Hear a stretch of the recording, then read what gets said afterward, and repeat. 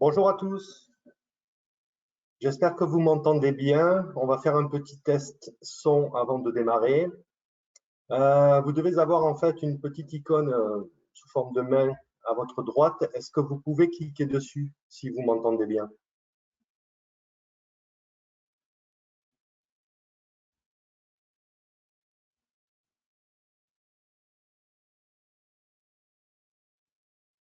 Merci Radia, merci Julien.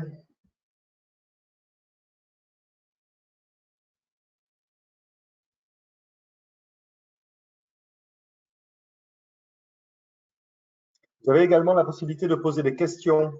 Vous devez avoir donc un petit encart questions et vous pouvez m'envoyer un petit message pour me dire que tout va bien.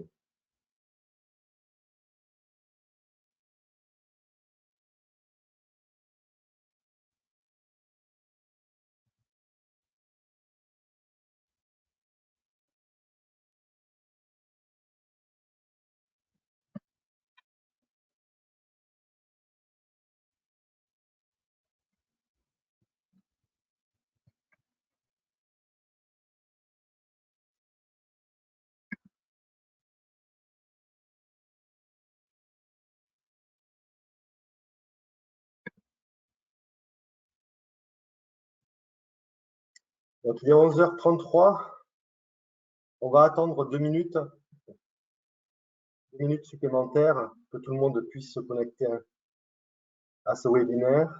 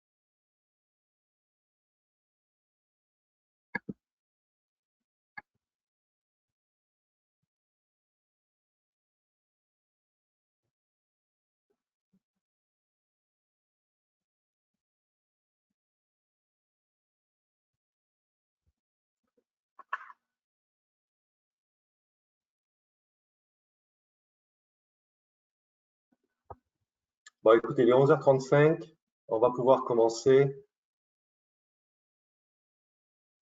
La plupart d'entre vous sont connectés, donc c'est très bien, on va pouvoir démarrer.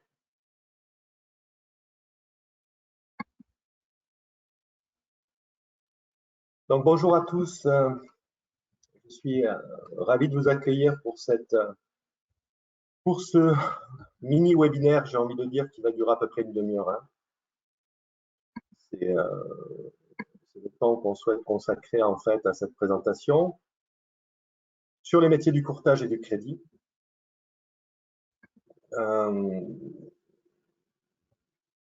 Donc, on va pouvoir aborder différents aspects du métier et voir de quelle manière aujourd'hui on peut exercer le métier d'intermédiaire en opération de banque et services de paiement. N'hésitez pas à me poser des questions justement avec le petit encart questions, chat, à m'envoyer vos questions et j'essaierai d'y répondre en fin de présentation ou alors ce que je ferai, je vous répondrai Je vous répondrai un petit peu plus tard en fonction des questions et des éléments que vous souhaitez avoir.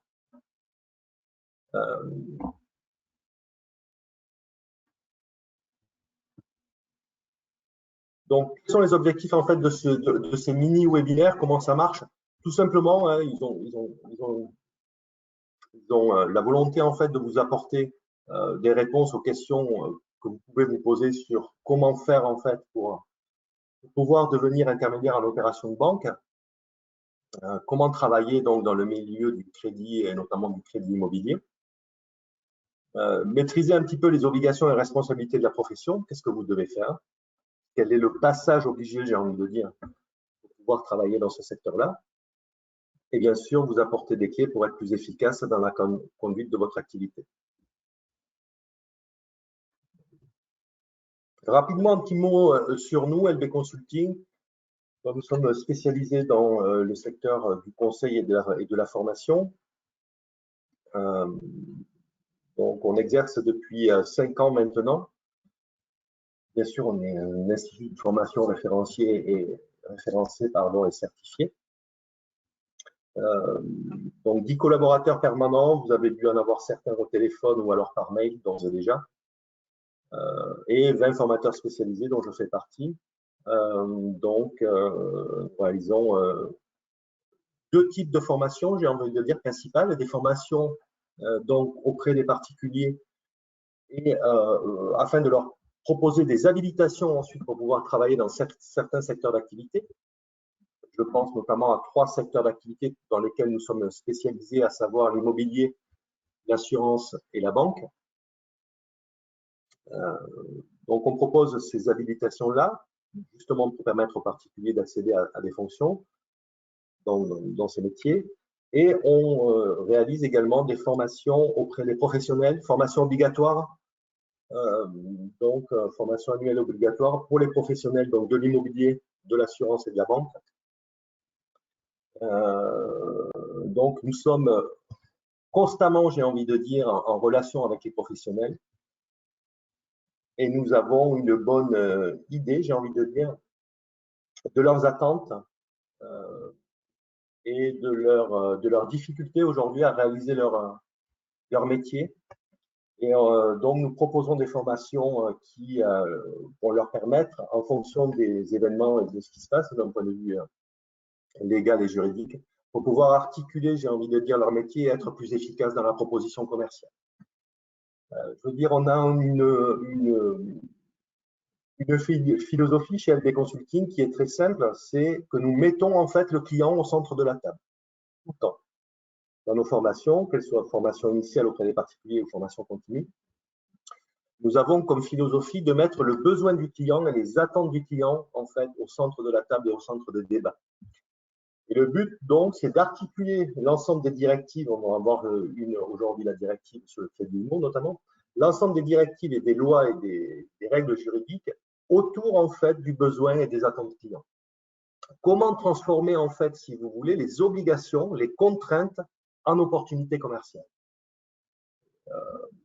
Avant d'être formateurs, nous avons tous été des professionnels dans ce secteur-là. Personnellement, moi, j'ai travaillé donc dans la finance, principalement la finance de marché, mais on a tous travaillé donc dans des domaines bien particuliers, j'ai envie de dire, et qui correspondent bien sûr aux formations que nous proposons. Donc, nous avons une idée très claire en fait de la difficulté que le professionnel peut rencontrer aujourd'hui à essayer de transformer l'ensemble des règles existantes qui s'accumulent, j'ai envie de dire, d'année en année, avec l'ensemble des lois qui sont proposées et qui sortent, de transformer en fait cette législation en relation effective avec son client. C'est ce qu'on essaie de faire en fait au travers de nos formations, d'avoir une approche très pratico-pratique, j'ai envie de dire des choses, et donc de vous donner les clés pour être donc perspicace et efficace de suite, tout en étant bien sûr en se conformant bien sûr aux lois en vigueur.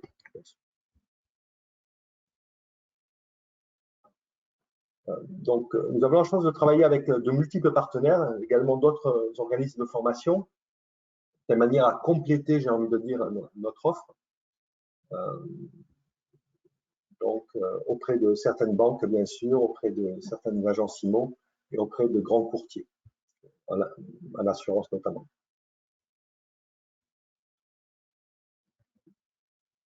On va rentrer de suite dans le vif du sujet et parler un petit peu du marché du courtage.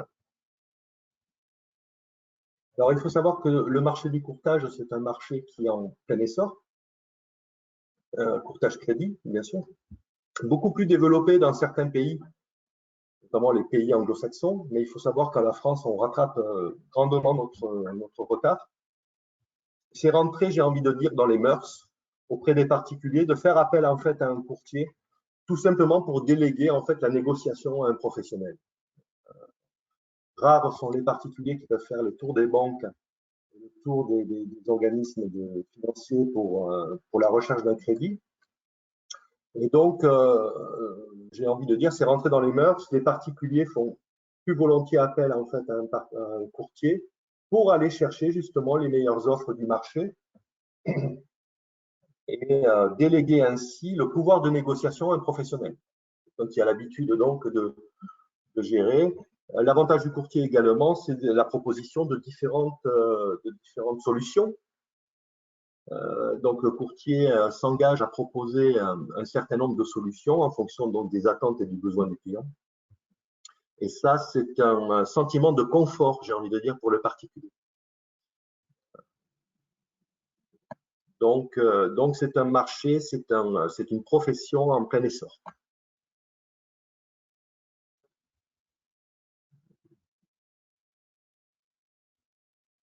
Les raisons sont simples, hein, pour 59% en fait des interrogés. On voit au travers du courtier la possibilité d'obtenir en fait un taux avantageux. Quand on passe notamment avec sa banque historique, on a l'impression en fait d'avoir une offre, j'ai envie de dire, non personnalisée, même si c'est faux. Hein. Il faut savoir que les offres de prêt et de crédit sont personnalisées en fonction de l'apport, par exemple, que vous pouvez avoir, en fonction de votre situation financière, en fonction de votre note, j'ai envie de dire, financière. Mais au niveau du sentiment des Français, ils ont l'impression, en fait, qu'en passant par leur banque historique, par leur intermédiaire financier historique, ils ont l'impression, en fait, d'avoir un décalage, j'ai envie de dire, avec les opportunités de marché réel. Et ce décalage peut être comblé justement en faisant appel à un professionnel, donc le courtier. Si on essaie de se projeter, en fait, sur le métier du courtage, on voit que les parts de marché des courtiers devraient approcher à peu près 50% à l'horizon 2022.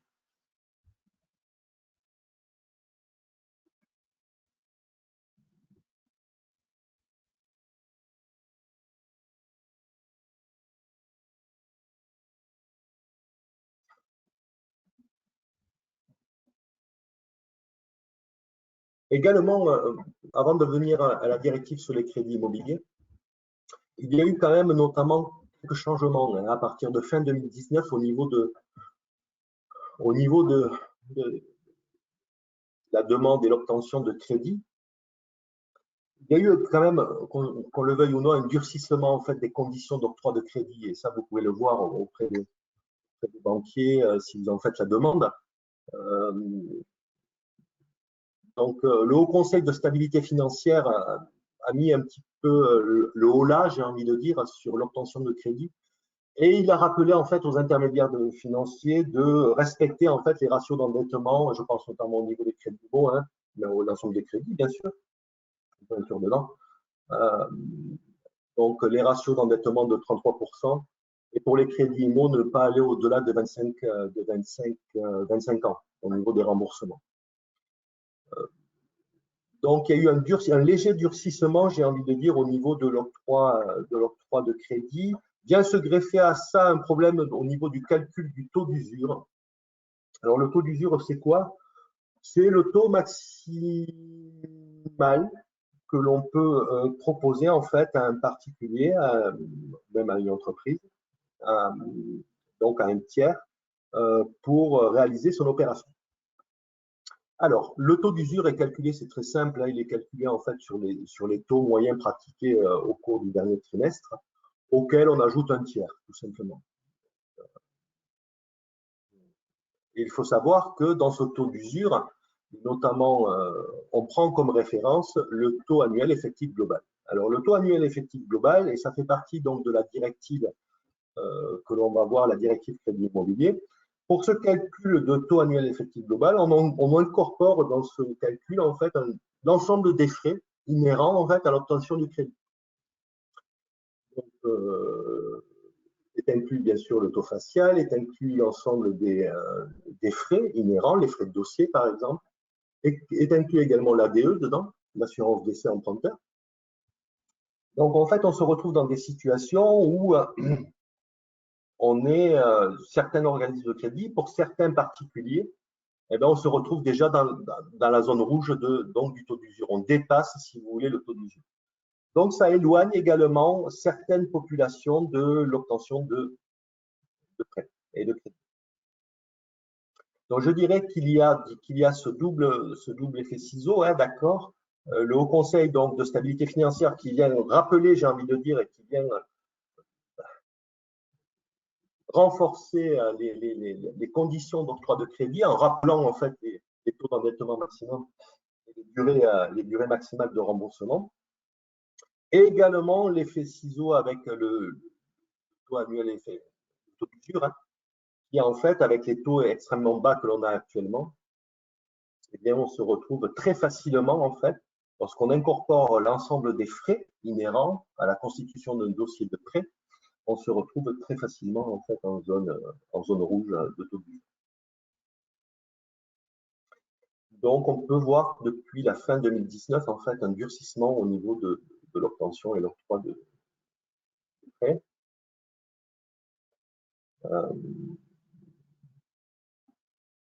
Bon, il faut savoir que l'ensemble des acteurs quand même reviennent et ont fait remonter l'information, et notamment dans la période difficile dans laquelle nous nous trouvons. Je n'ai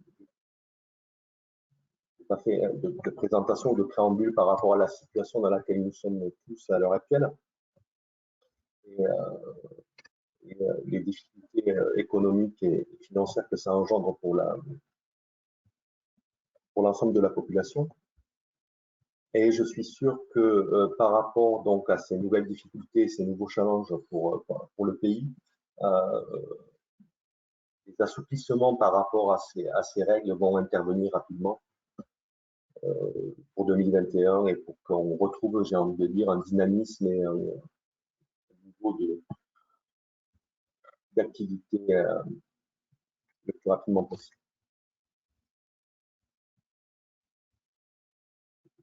Donc, la directive crédit immobilier, qu'est-ce que c'est? Dès que vous entendez le mot directive, c'est vrai pour la DDA, directive sur la distribution d'assurance ou les autres directives, la directive est synonyme donc bien sûr d'harmonisation, tout simplement.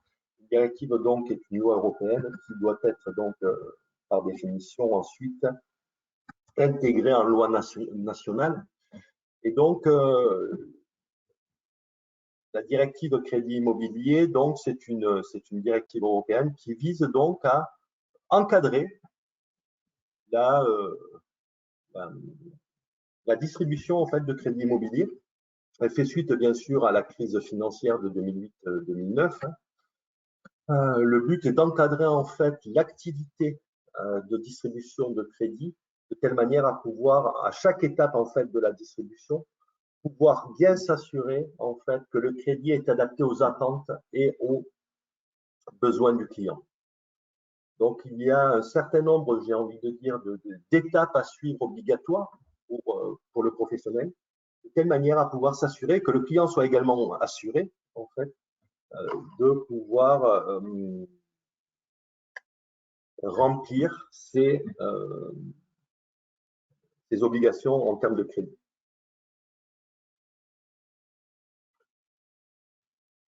Alors, qu'est-ce que l'intermédiation bancaire? L'intermédiation bancaire, c'est le fait de proposer, présenter, aider à la conclusion de contrats ou à réaliser toute étude nécessaire à la conclusion de contrats. Dès qu'on réalise en fait une de ces opérations, j'ai envie de dire, on est dans l'intermédiation bancaire. Donc, dès que vous réalisez en fait l'une de ces 4 opérations, vous avez des obligations. Et la première obligation, c'est l'immatriculation à l'ORIAS sous condition d'accès. Ensuite, c'est l'application des règles de bonne conduite directement issues de la DCI, Directive Crédit Immo. Et ensuite, les conditions d'exercice respectées, une obligation de formation pour les intermédiaires en opération de banque, système de paiement de 7 heures par an. Voilà.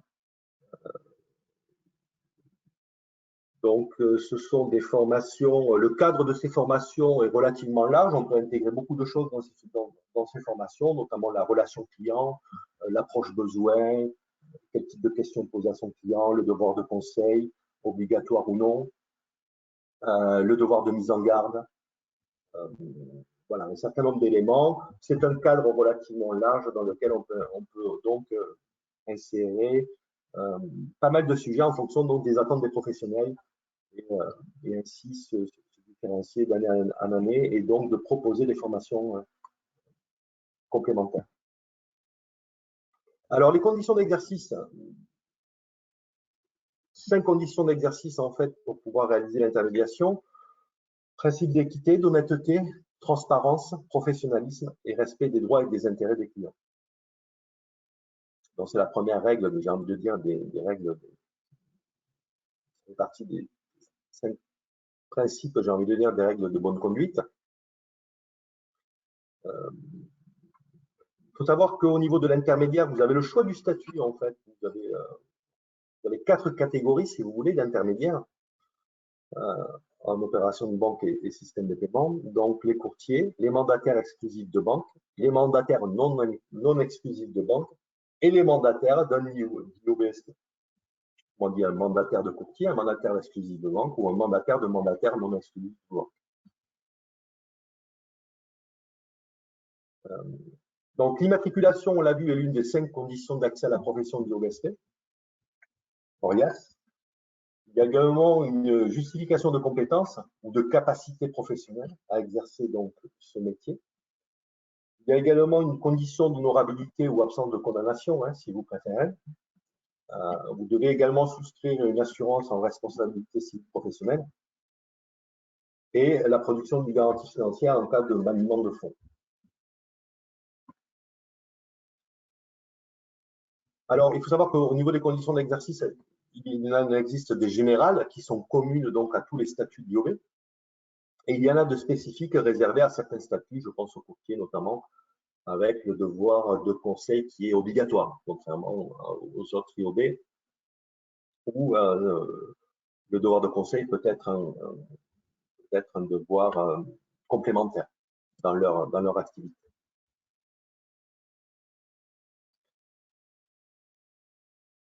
Donc, les règles de bonne conduite, j'ai envie de dire en général, prévoient pour tous les clients donc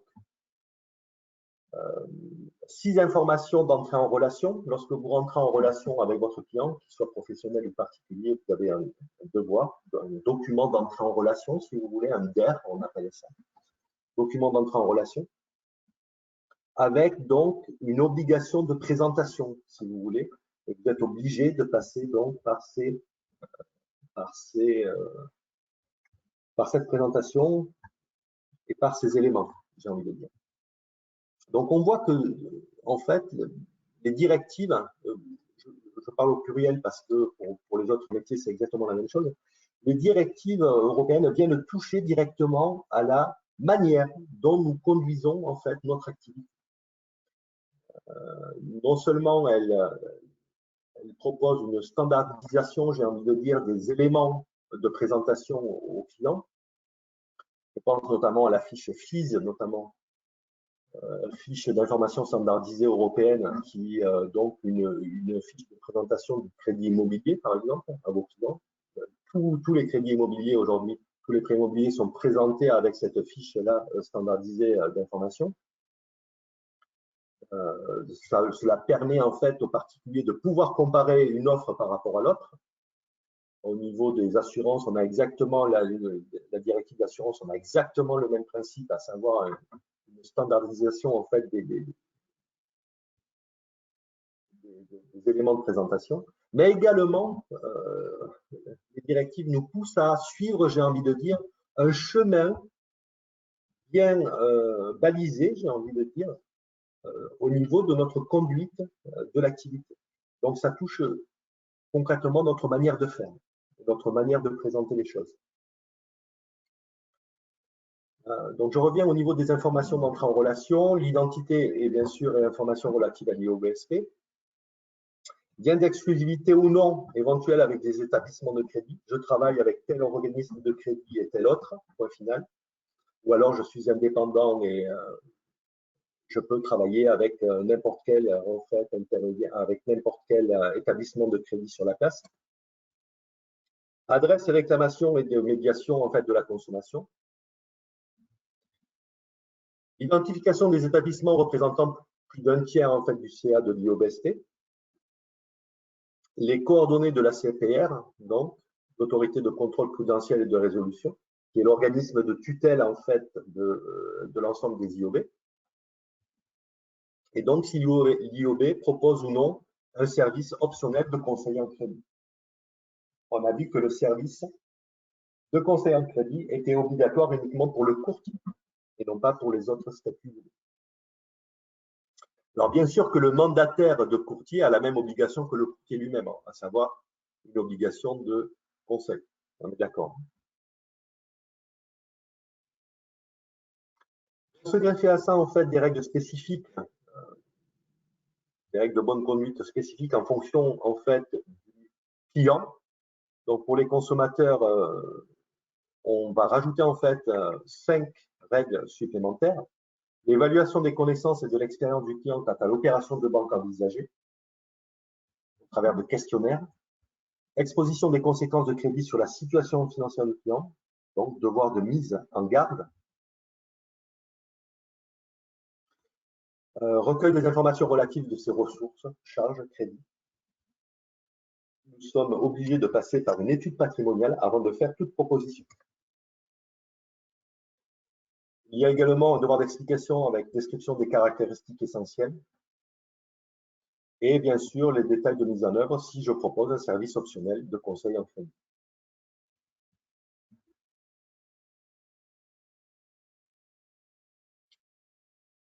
Je passe rapidement. Bien sûr que l'ensemble des informations que vous donnez en fait aux clients doivent être sur support durable ou alors facilement accessible en fait par le client à un site internet avec l'ensemble des documents avec les liens facilement disponibles en fait pour le client.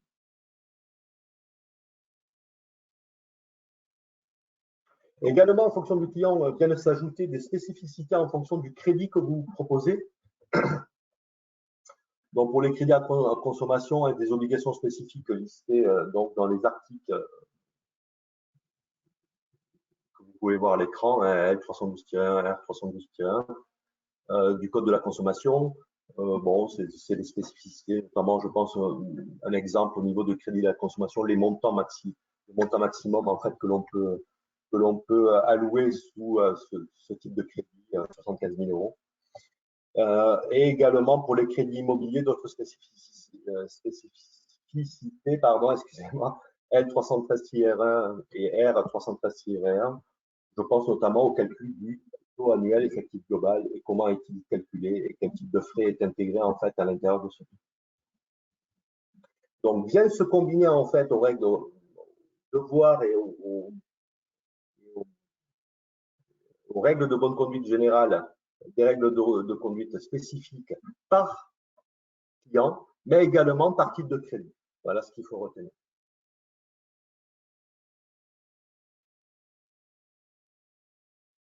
Donc, bien sûr que l'ensemble, en fait, la directive nous oblige de garder trace, en fait, de l'ensemble des étapes que nous réalisons avec notre client. C'est important de garder trace, en fait, de ce que nous faisons, même au niveau du document d'entrée en relation qui doit être signé. Parce qu'en cas de contrôle, on doit pouvoir prouver que nous avons suivi l'ensemble de ces étapes et que le client était en accord à chaque moment, j'ai envie de dire, pour continuer la relation avec nous. Il faudra également prouver, le cas échéant, que la solution que nous avons apportée correspond bien aux attentes et aux besoins du client. En fait, on s'aperçoit que l'ensemble des directives européennes qui touchent en fait aux clients et aux produits financiers, je pense à MIF2 notamment, la directive sur les marchés d'instruments financiers, la DDA, je vous en ai parlé, la directive des distributions d'assurance, maintenant, depuis quelque temps, la directive sur les crédits immobiliers. Toutes ces directives tendent à mettre en fait le client au centre de la table et ses besoins et ses attentes. Et nous, en tant que professionnels, quelle que soit la solution proposée, on se doit de garder constamment la justification de notre proposition par rapport aux attentes. Donc, c'est pour ça qu'il est primordial de garder, de conserver, en fait, l'ensemble des documents et l'ensemble des étapes que l'on a réalisées avec son client. Parce qu'en cas de contrôle, encore une fois, on doit prouver que le service apporté correspond bien, en fait, aux attentes recueillies, tout simplement. Et bien sûr aux moyens et aux possibilités financières en fait du client. Voilà. Donc voilà, monsieur le client, en fonction de ce que vous m'avez dit, vous pouvez faire ça, ça, vous souhaitez faire ça dans le court et moyen terme, j'ai bien compris. Au niveau des moyens, on est d'accord, aujourd'hui vous avez ça, vous avez la possibilité de faire ça, vous avez un taux d'endettement comme ça, etc. Vous pouvez être d'accord, est-ce qu'on est d'accord? Oui, vous voyez autre chose à rajouter, enfin voilà. On est obligé de passer par un certain nombre d'éléments, de faire confirmer en fait ces éléments en fait à chaque étape auprès du client. Donc, l'intermédiaire informe le client de sa rémunération également avec un fort taux de détail. Au niveau d'un rapport ACPR que j'ai lu dernièrement, ça fait partie des conditions qui est pas très bien respectée au niveau des IOB et au niveau des professionnels, c'est-à-dire au niveau de la transparence, au niveau des niveaux de rémunération et la manière dont est rémunéré en fait l'IOB. Donc, ça fait partie des points de vigilance, j'ai envie de dire, et d'amélioration au niveau des professionnels à l'heure actuelle.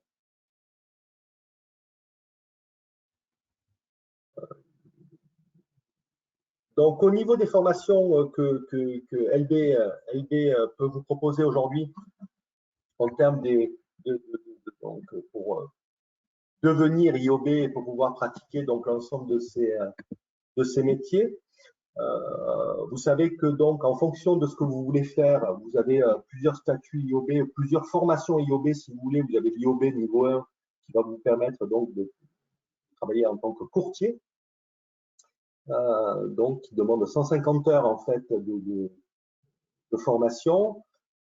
Durant ces 150 heures, vous allez voir tout le cadre juridique et réglementaire en fait des crédits. Vous allez avoir une formation bien sûr spécifique sur le crédit IMO qui demande aujourd'hui donc une formation particulière. Et bien sûr la conduite de votre activité au jour le jour, et également un module sur la relation client pour que vous soyez en fait effectif et directement professionnel, j'ai envie de dire, dès demain. Voilà. Donc on s'attache, je vous l'ai dit en préambule chez LB Consulting, à vous donner non seulement le cadre bien sûr légal et juridique des activités, mais on s'attache également à vous donner des clés pour être directement employable, je ne sais pas s'il y a un tel terme utilisé, mais directement être efficace, j'ai envie de dire, le plus rapidement possible.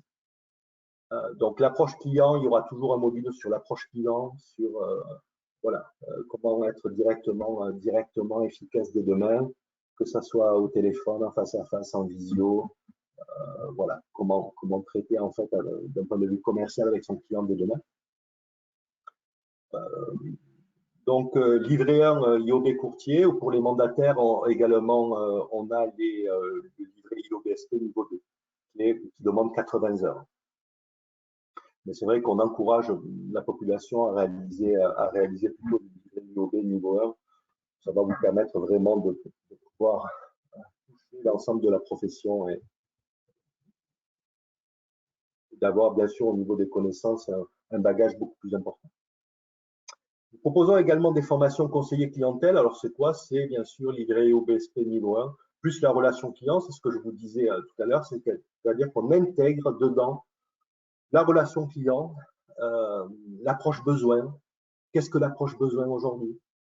comment faire vivre en fait l'ensemble des documents réglementaires et obligatoires que vous devez utiliser en clientèle. Le document d'entrée en relation, j'ai presque envie de dire, se vend aussi, se propose, se présente. La lettre de mission se présente également. Donc, le rapport de mission se présente également. Un accord de découverte, une reformulation, il y a des étapes bien précises à suivre lorsqu'on fait une reformulation d'attente et de besoins clients. Quels sont ces éléments-là à prendre en compte? Donc voilà, donc, on intègre autour d'une formation conseiller clientèle le livret niveau 1 plus la relation client. Et ensuite, pour les CGP, alors conseiller gestion de patrimoine, qui demande donc des connaissances beaucoup plus, j'ai envie de dire, larges, puisque ça touche en fait différents supports et différents produits d'investissement. Là, c'est une formation beaucoup plus complète, mais qui va vous ouvrir bien sûr beaucoup plus de portes, puisque vous allez pouvoir travailler sur différents supports, tout simplement, immobilier, les SCPI, puisque c'est un celui de placement immobilier notamment, puisqu'il faut être CIF, puisque c'est visé par l'AMF notamment, pour pouvoir faire ce type de produit. Je pense à eux, voilà, comme ça en passant. Le livret IAS proposer bien sûr des produits d'assurance, avec en plus le module, donc toujours relation client. Comment devenir efficace dès demain? C'est bien d'avoir une connaissance, mais comment la mettre en œuvre, si vous voulez, comment la mettre en musique. Et également des modules complémentaires sur les régimes matrimoniaux. Voilà.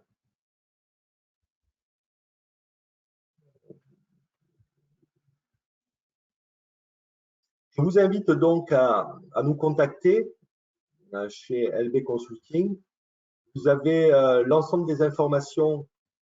Alors, je remonte la présentation parce que sûrement que j'ai dû mettre, à moins que…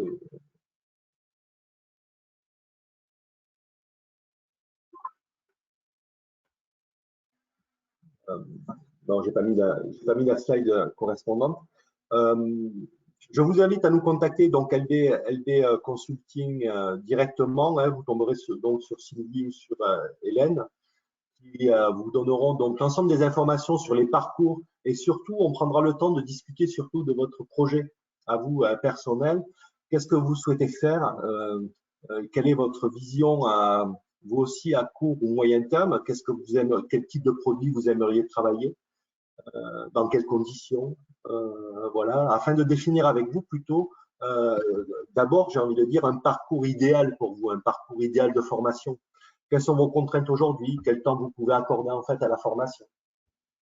Ce genre de choses, de telle manière à pouvoir essayer de définir donc un chemin idéal et personnalisé, et ensuite pouvoir déterminer les modules en fait qui vont vous intéresser et qui vont vous permettre à vous de réaliser l'activité. Donc voilà, avant de sélectionner, j'ai envie de dire, les modules qui pourraient vous intéresser, le but c'est d'avoir une conversation ensemble et de discuter un petit peu de ce que vous voulez faire, comment vous voyez les choses, qu'est-ce qui est important également pour vous. Et voilà, et dans l'idéal, comment vous souhaiteriez organiser une formation et également quel type de formation? Est-ce qu'on fait du tout e-learning ou est-ce qu'on réalise également de visio comme aujourd'hui, mais plutôt en classe virtuelle, de telle manière à ce qu'on puisse échanger directement. Hein. Vous savez que la classe virtuelle, on a la possibilité d'échanger directement en communication directe. Donc voilà, ce type d'information que j'aimerais avoir de votre part, de telle manière à pouvoir vous aider, vous aiguiller dans la formation également. Voilà, j'en ai terminé. Je vous remercie pour votre attention. Je regarde éventuellement si vous avez des questions.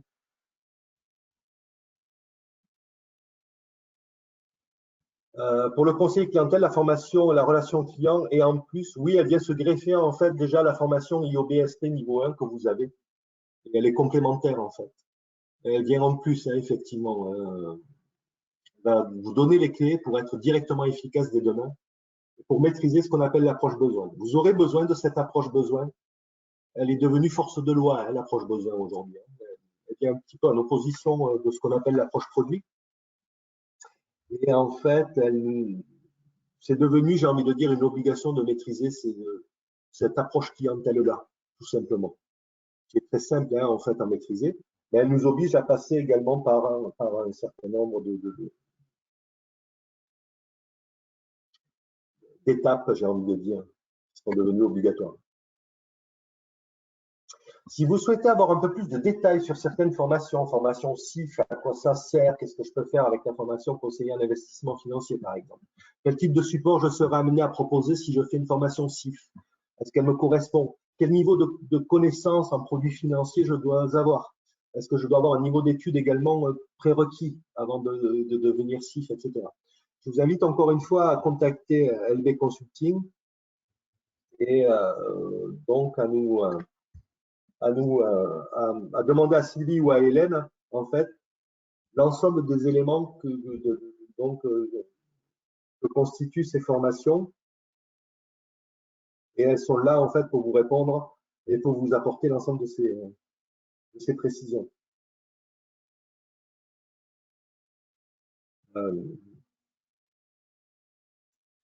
Donc, vous pouvez contacter LB Consulting au 09 87 79 20 25 ou vous contacter Ludwig ou Sylvie directement par mail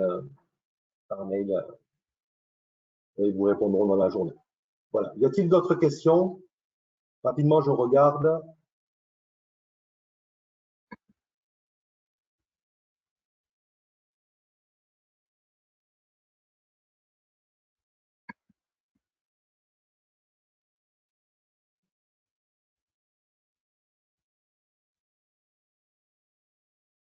Très bien. Bon, je n'ai plus d'autres questions. Je vous remercie pour votre attention. Je vais vous laisser. Je vous souhaite une très bonne après-midi. Et je nous souhaite à nous, je m'inclus également dedans, beaucoup de courage et beaucoup de patience en ces temps un petit peu troubles et difficiles. Quoi qu'il en soit, je vous souhaite le meilleur et j'espère vous retrouver rapidement pour soit un autre comment ça marche, soit directement au téléphone pour discuter avec vous un petit peu de votre projet professionnel. Voilà, je vous remercie et je vous souhaite une bonne après-midi. Au revoir à tous.